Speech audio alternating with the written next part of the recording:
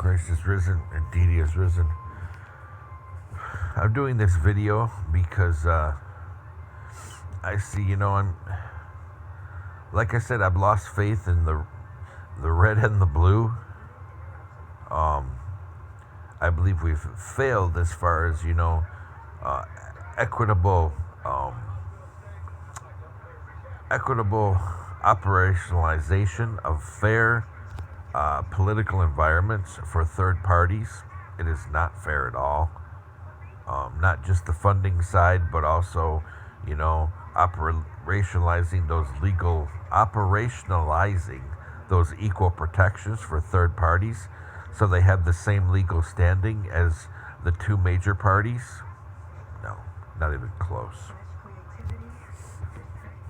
But everything that's happened to my family, yeah, I don't. Yeah, the things that have happened to my family, I don't. I don't have any faith in them at all anymore. I've lost complete faith. And somebody said yesterday, they're like, a guy that's African American, yeah, I'm like that too. He's like, I don't even want to vote anymore. But I'm like, no, you gotta, even voting for a third party, especially somebody who somewhere down the line, maybe a member of their family or extended or a friend had to fight and even suffer for that vote. So I'm like, no, you vote. Just realize if you vote for a third party, you may feel like you're supporting an ideal, but you're not getting any benefits from it, which is exactly what it is. But the things that have happened to my family, to the two major parties, as far just the company that I used to work for alone, I mean, this is kind of pushing me more. I have never been a pacifist, but I'm getting closer and closer to the point where, I waver back and forth between the idea of Ein Brera, which is a Hebrew word for means a last resort. Or, we could also go into jus ad bellum. Or no, it'd be jus ad bello.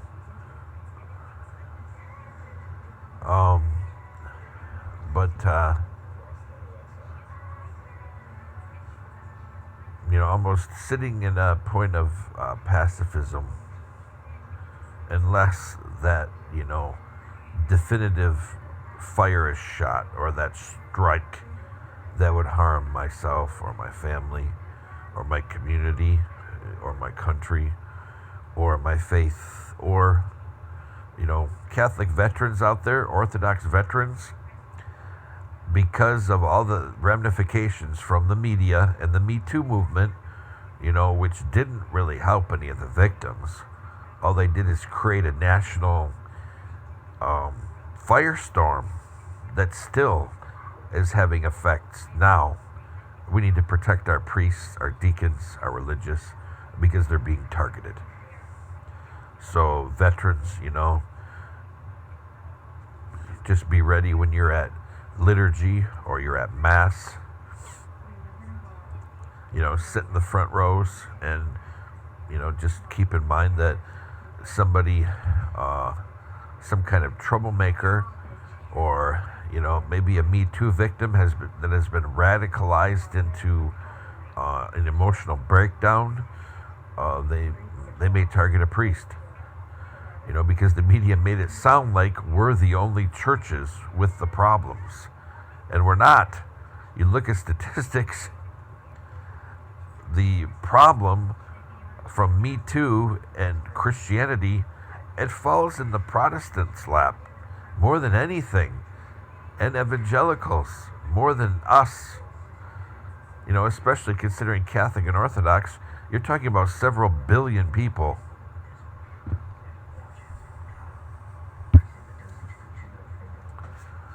So, protect your clergy, your deacons, your religious. I mean, deacons are clergy too, and they're subdeacons.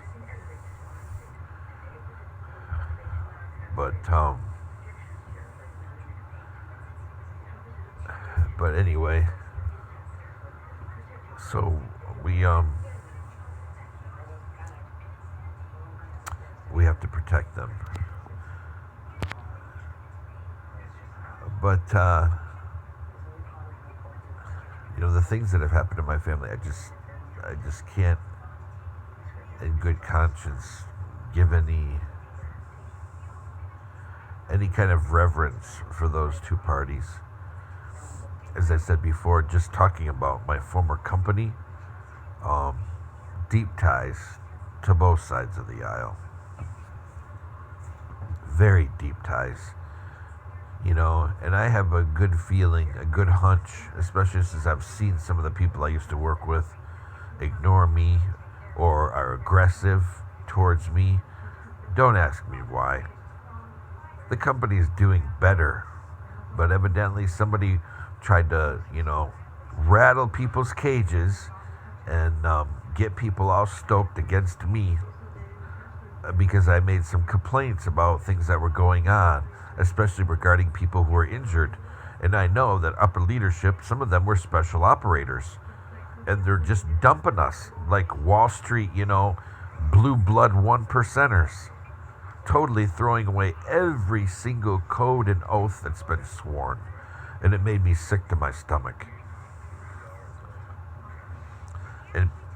And some people, trying to sound like you want to be ethical contractors, because the company was trying to start that movement. Hey, why not be a contractor, but be ethical? Do nation building the same time that you're doing war fighting. Well, some people took advantage of that, but they were corrupt to the bone. And I called people out on it. And so people targeted me.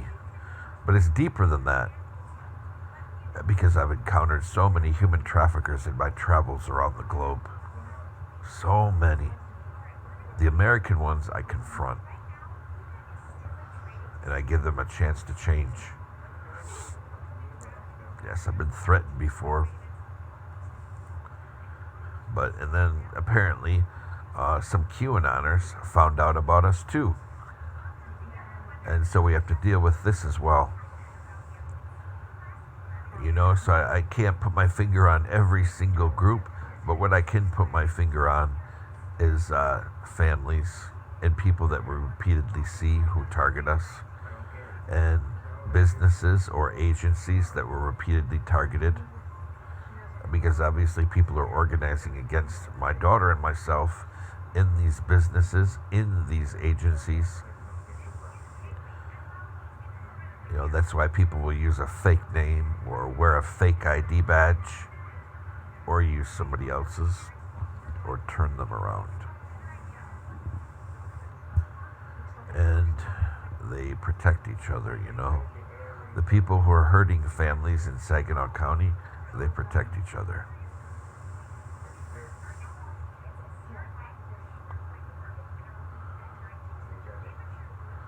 But, yeah, the fact that nobody would do anything, it's just unconscionable. It's like having a flagpole on your porch and somebody just ripped it down. But they left the pole there. That's the kind of feeling.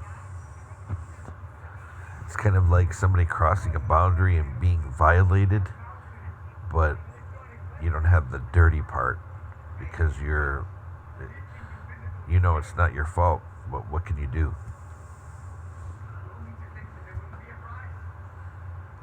And, it's not the whole world. The whole world's not against me or against my daughters. But the fact of the matter remains. This is not fictitious. It's not an anxious moment. It's not a hallucination. It's not a delusion. It's pretty obvious.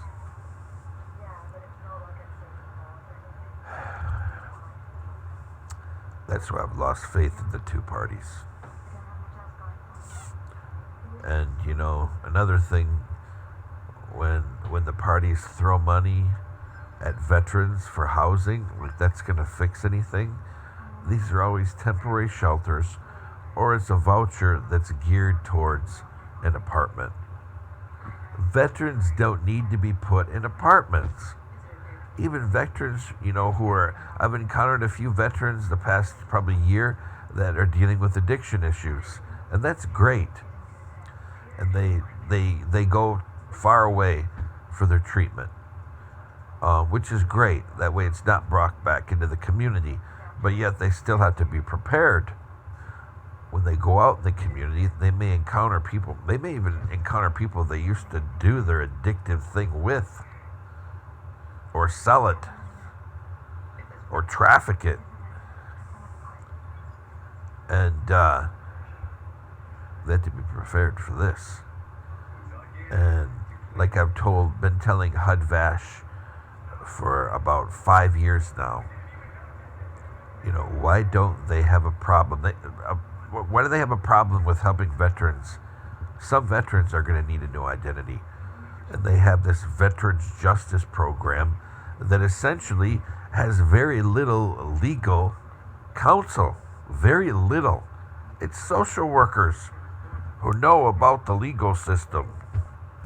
What social workers, clinical social workers, know about the legal system is how to get judges to drop charges or get somebody in rehab so they can commit them. That's why Michigan, the past 5 years, have had such a jump in civil commitments. Even though Lansing will say, yeah, prison statistics are lower the past 5 years in the state of Michigan because we made great advances in the criminal justice reform. No, they're civilly committing people, making the taxpayer pay for somebody else's problem, somebody else's criminal past, somebody else's addiction. That's on them. And you can say somebody is emotionally disabled. Oh yeah, they have they're psychologically impaired. They have a personality disorder. Blah blah blah. Still, that's like, again, it's like counting your chickens from the eggs. How does that saying go? Counting your chicken before the eggs are hatched. You can't say, oh yeah, somebody is an addict, and that's because they have a personality disorder, blah, blah, blah. No. Somebody committed crimes because they have a personality. Again, we're using this victim ethos. Yeah, I'm a victim. I've been victimized. That's why I went the wrong way. It's also about choice. And the more and more we walk away from choice and accountability and deniability. Actually, it's good to walk away from deniability. That's probably a bad usage. But the more we walk away from appearance of responsibility and accountability and change, we're going in the wrong direction. The more we accept victimization as a reason for addiction and criminal behavior, the more we're going in the wrong direction. I'm not saying, hammer people to the wall. Well, some people probably need to be. Anybody who's a serial offender of anything, yeah. After the second or third time, yeah, maybe give them a little bit of a prick. Or put one hand to the wall. Like, look, this is your 5th time of stealing a car. Or your 5th time of armed robbery. Or your 5th time of, some things just, there's no excuse, period. Serial violent crime. Serial rape. Serial pedophilia. Serial domestic abuse. Serial domestic battery. There's no excuses for these at all. These are heinous. Deep inside of our heart, we know they are. So nail them to the wall.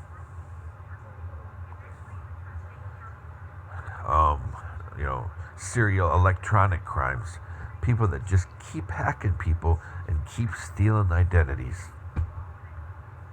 Don't bargain with them or let them plea bargain. I believe that's what how Anonymous managed in 2007. No, was it 17, 16, 2016 or 2017? Where was it? Or was it 2014 or 2013? Sometime around there, made some agreements with the Department of Justice, so they started hacking people. It's probably plea bargains. And I don't, you can't trust people. People who think that they're above you, and more clever than you are, and you're going to trust them to be your ally, that's just stupid. Like people, trust Iran to be completely honest about what it's doing. I wouldn't. I would say, okay, yep, if you're really honest, you're going to let us put people there to watch you. And if they refuse, we're a sovereign country. Hey, you're trying to bargain with us. Either we put people to watch you, or there's no bargain. Well, you don't trust us. No, we don't. We're perfectly transparent about that. No, we do not trust you.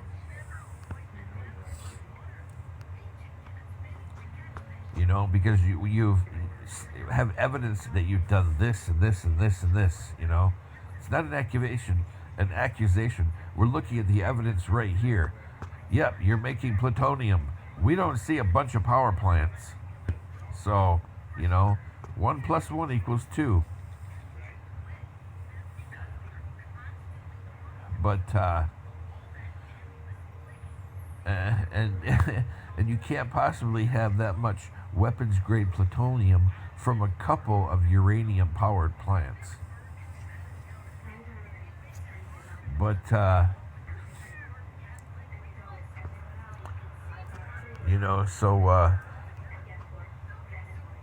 we definitely need to be harder on these people. And giving somebody groceries who has had down luck, they just got out after being inside jail or rehab, or they had a financial breakdown, or they got homeless. I mean, it's a help, yeah, but when you keep doing it, then you're just hitting yourself against the wall. You're hitting your head against the wall. And if people are being targeted, which I firmly believe now, yes, some people are being targeted, then find a way to help them through the targeting, such as HUD-VASH. My recommendation to create a kind of witness relocation program for veterans. All they need is a judge. A judge can sign those orders to help veterans change their identity because maybe they're the campaign they were involved in, or where they were deployed, or somebody leaked a whole bunch of stuff about them online because they hacked a chat, or they hacked records that were sent through email, or they hacked a some kind of like messaging software talking with somebody back home, and they posted, yeah, this person was here, they were part of this campaign, they were in this battalion, et cetera, and protect those veterans. Or yeah, this veteran, they were a contractor overseas, and people found out about it, and they targeted them, like some terrorist group or whatever, or victim of, repeated identity theft. But they don't.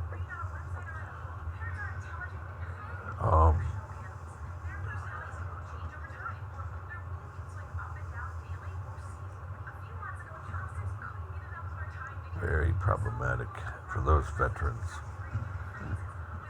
But, when they're throwing a lot of these money for more temporary shelters, I mean, it's great, it gets veterans off the street, but what about long term?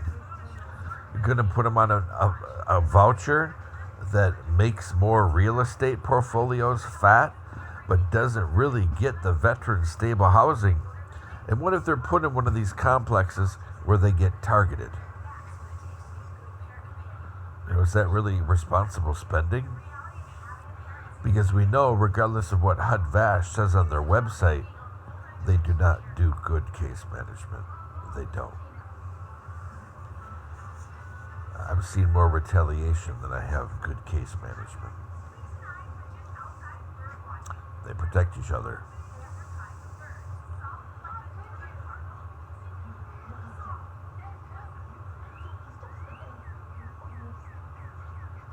So, big problem for us veterans.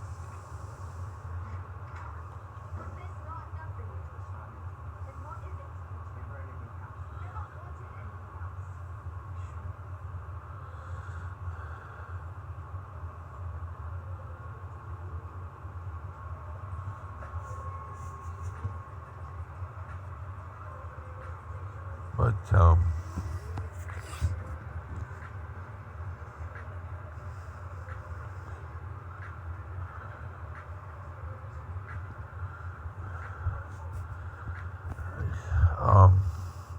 anyway, but so, that's why I've lost faith in the system. I really wish that our country would, be more conducive and remove all those blockades and obstacles they place in front of third parties. Because between the two major parties, they've done nothing to help my family. I've found more gaslighting and ignoring or outright retaliation against my family than anything else.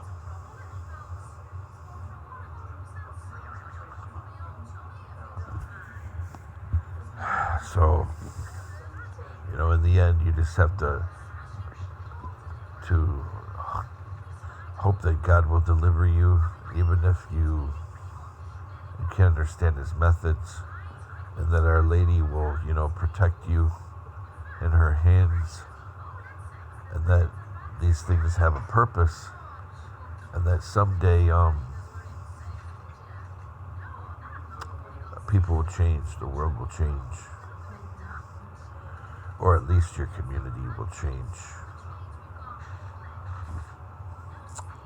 All you can do is hope and pray and continue to try to do the right thing always, and to always protect others.